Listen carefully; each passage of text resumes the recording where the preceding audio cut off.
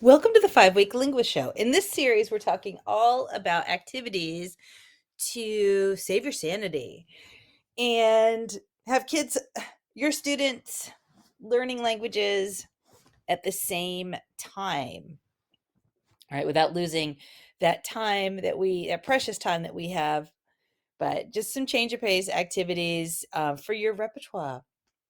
They work in any language and with any level. As always, the adaptations, if you have level A or novice level students, they'll be working at the word and phrase level for the most part. If you've got B level students, they'll be able to create with language, and they can work in sentences to paragraphs for the most part, what they can create. And the advanced level C is paragraphs and beyond strong connected paragraphs as well up to that. So the first thing that I want to talk about are just having a set of research projects. So if you teach mainly in the A level, you're not going to want to have research projects that are too long, because that's time out of language. Levels B and C can do much more extended research projects using target language materials. Of course, what you'll see here is a traditional library, and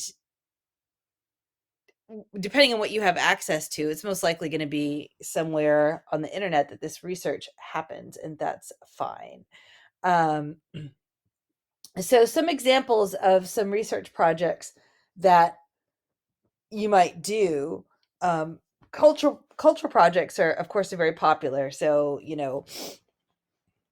projects that explore what people think, right, with their perspectives, what people do, and what people make, right? So Actful describes them as products, practices, and perspectives, and I think that's a really great description, and it's easy to remember because they all start with P. So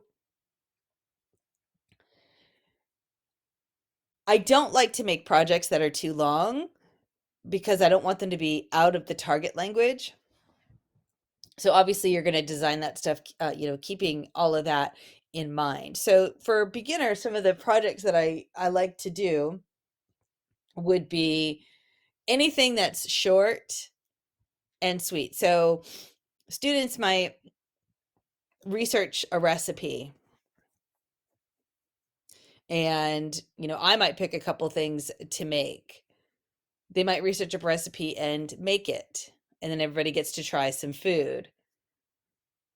It might be simply 10 facts about a country or 10 images from that country, your a target language country. So if you teach something that's spoken, you know, in pretty different places in the world, like French or Spanish, for example, it's really interesting to see how different these places, or English, that different these places look, all the different pieces of culture. It's just impossible to, if you're an English teacher. Okay, so we all teach standard, English or standard Spanish, for example, but we're all not experts in the culture of every place that speaks our language. Or China, for example, a huge place, very diverse, lots of, different things to know. How would one person possibly know all of that stuff? I like to do things. What one project that would be fun, for example, I absolutely love the resource Video ALA, you know, Video ALA, Video ELE on YouTube. Fantastic series of comprehensible input and adapted to different levels.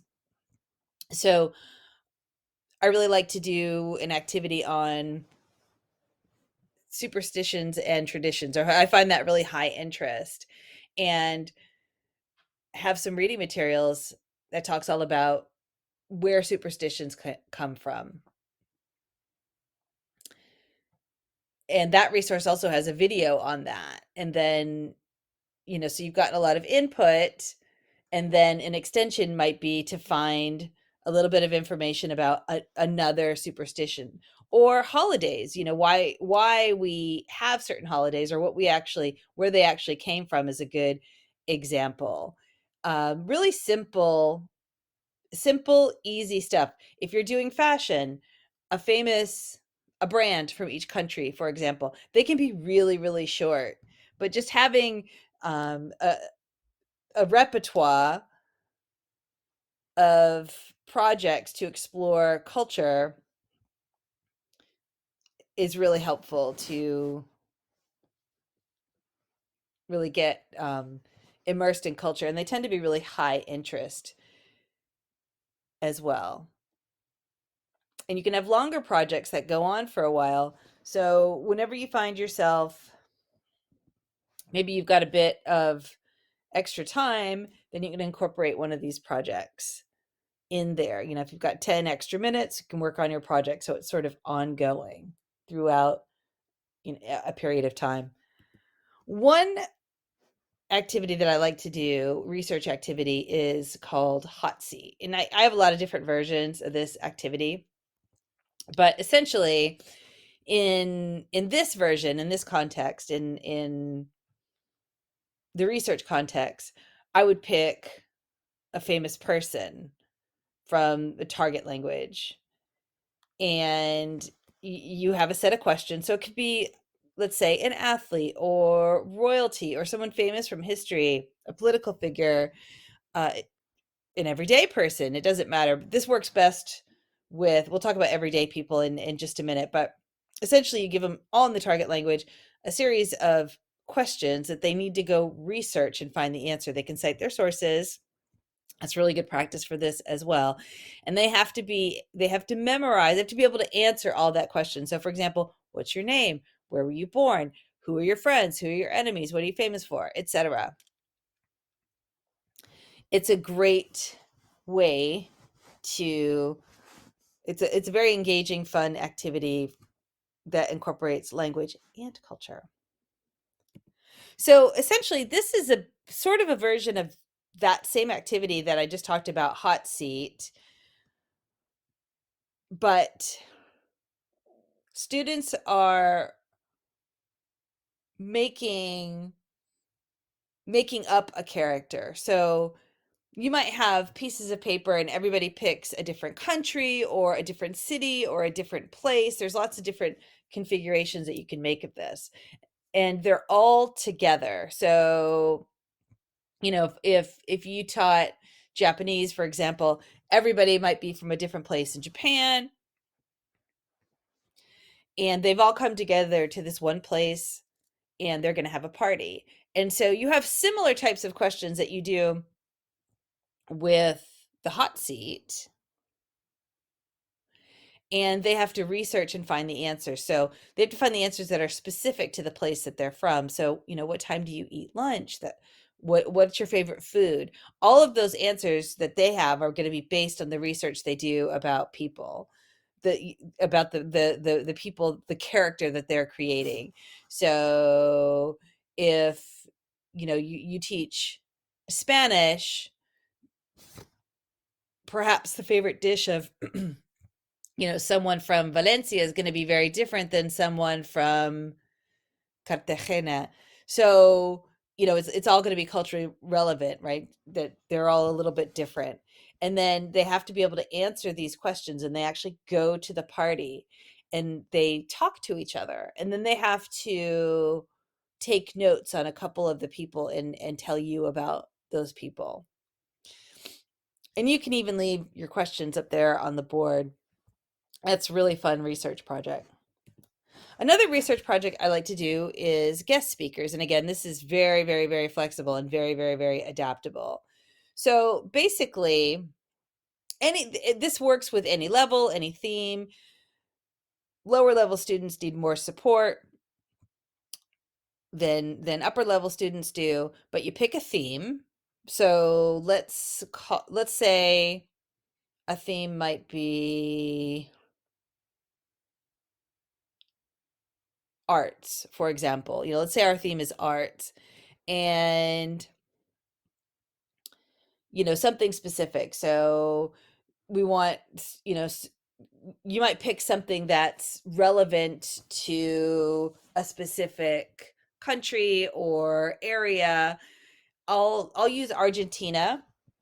So let's say students are learning a bit about Argentina, then naturally I would put in, the tango would be there. That's, UNESCO World Heritage. That's there's a lot of substance there, a lot to learn about.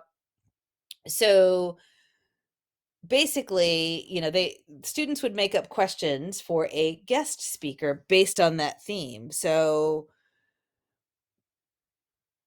I usually start with something give them some basics, right? And some target language reading. So for example, they might read about the tango and watch a couple of videos, and then they do an interview with a person. And you can have them set up the interview on Google Docs. So that way they're all writing on it. It's collaborative.